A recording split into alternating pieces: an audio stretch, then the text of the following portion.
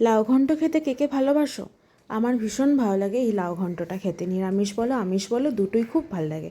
আর গরমকালের জন্য লাউ কিন্তু খুব ভালো, শরীর ঠান্ডা রাখে, পেটটাও ঠান্ডা রাখে।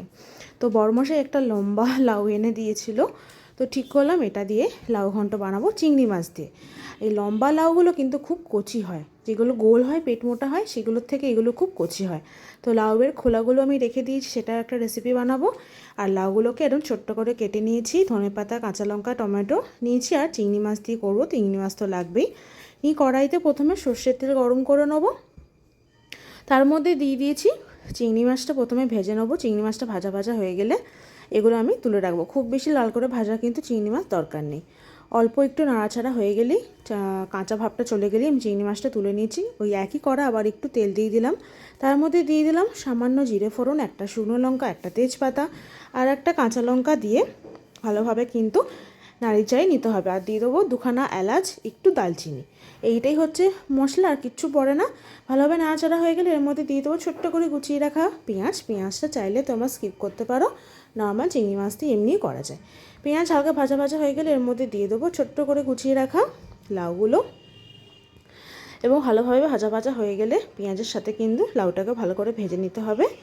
আর এর মধ্যে এরপর অ্যাড করে দেবো সামান্য পরিমাণে রসুন বাটা আর সামান্য পরিমাণে আদা বাটা। আমি একটু রসুন বাটা আদা বাটা দিই, খেতে খুব ভালো হয়। ভালোভাবে লাউয়ের সাথে এটা কিন্তু মিশিয়ে নিতে হবে লাউ যতক্ষণ ভাজা ভাজা হচ্ছে। এর মধ্যে এবার অ্যাড করে দেবো ছোটো করে কুচিয়ে রাখা টমেটো, আর দিয়ে দেবো হলুদ গুঁড়ো, পরিমাণ মতন নুন, আর দিয়ে দেবো স্বাদ মতো চিনি। চিনিটা তাইলে তোমরা একটু পরিমাণে বাড়াতে পারো, আমি অল্প খাই তাই অল্প দিয়েছি। আর দিয়েছি হাফ চামচ মতো জিরে গুঁড়ো।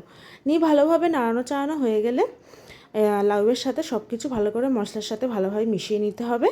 লাউ কিন্তু নিজের জল ছাড়বে, তাই আমি অল্প জল দিয়ে এবার এটাকে ঢাকা চাপা দিয়ে রান্না করব মিডিয়াম ফ্লেমে।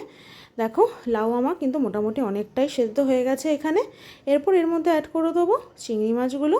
চিংড়ি মাছগুলো ভালোভাবে লাউয়ের সাথে কিন্তু মিশিয়ে নিতে হবে, আর আমি ঢাকা চাপা দেবো না। এই রকম অবস্থাতেই আর দুখানা কাঁচা লঙ্কা দিলাম, শুধু গন্ধের জন্য, ঝালের জন্য নয়। নিয়ে ভালোভাবে কিন্তু জলটাকে আমাদের মারিয়ে নিতে হবে। এর মধ্যে লাস্টে এবার অ্যাড করে দিলাম ধনেপাতা কুচি। ধনেপাতা দিয়ে ভালোভাবে এবার শুকনো করে নিতে হবে। সব শেষে এসে আমি এর মধ্যে অ্যাড করব ঘরে বানানো গরম মশলা। এটা তো তোমরা সবাই জানো কী কী লাগে, এটা বলার প্রয়োজন নেই। তো এটা ভালোভাবে মিশিয়ে নিয়ে আমার রেডি হয়ে গেছে চিংড়ি মাছ দিয়ে লাউ ঘন্ট।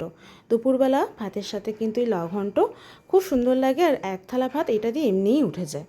তো তোমরা বাড়িতে অবশ্যই ট্রাই করো, সবাই জানে কিভাবে বানাতে হয়, তবে এটা আমি আমার মতনভাবে ট্রাই করেছি। আশা করি তোমাদের খুব ভালো লাগবে। তো চলো আজকে ভিডিওটা এত অবধি। যদি ভালো লেগে থাকে অবশ্যই লাইক করো, কমেন্ট করো আর শেয়ার করতে ভুলো না কিন্তু।